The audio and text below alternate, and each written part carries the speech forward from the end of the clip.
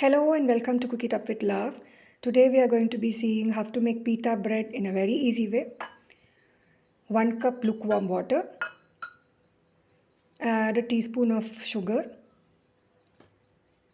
3/4 teaspoon of active dry yeast, give it a quick toss.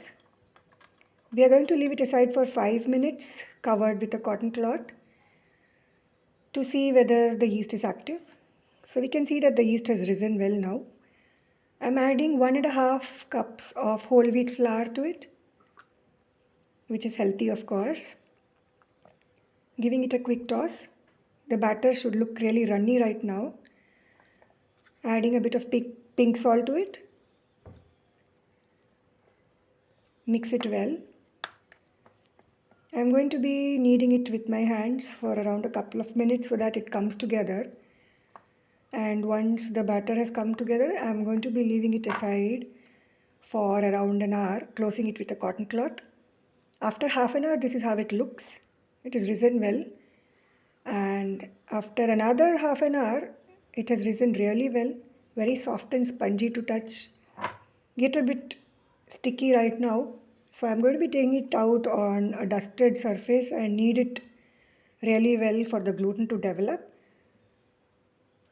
I have kneaded this for close to 5 or 6 minutes, and by the end of 6 minutes the dough comes together well and the stickiness is gone considerably. It's quite soft and rubbery to touch right now, and another couple of minutes of kneading and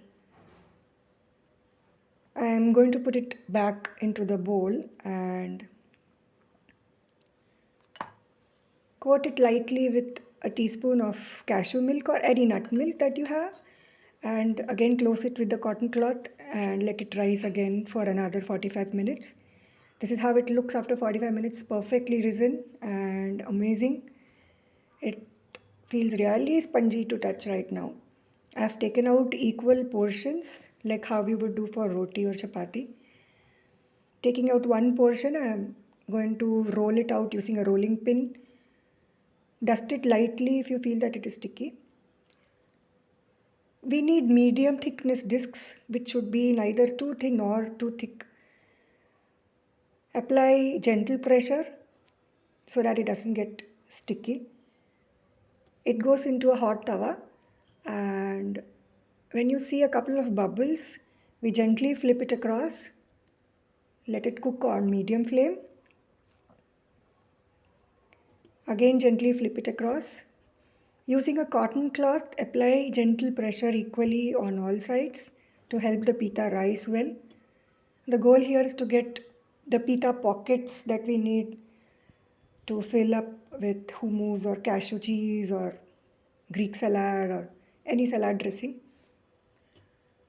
So you can see that the pita has started to rise now. Flip it across again, and we need to be a little bit patient here to let it rise really well. And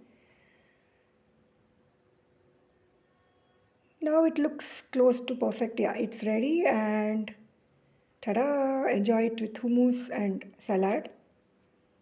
Hope you enjoyed the video. Thanks for watching.